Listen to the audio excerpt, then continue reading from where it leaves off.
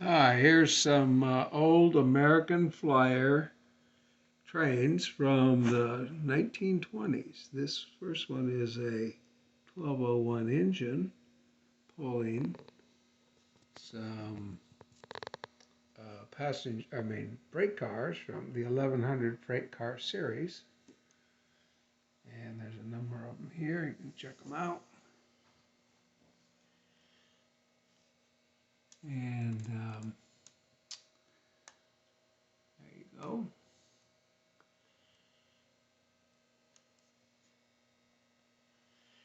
And this other one down here is 1218 engine with pulling a baggage car, which is a 1202, and a couple of passenger cars, 1203s. These were all made in the early 20s.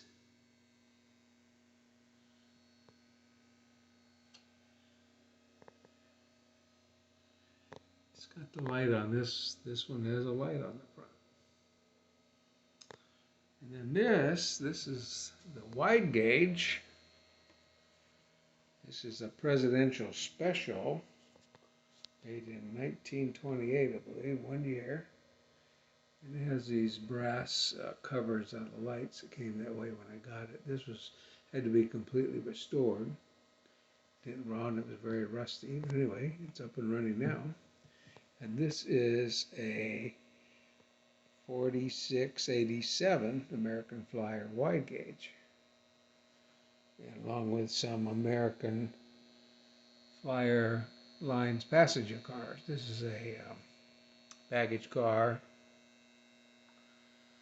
and passenger car here. And then the observation car.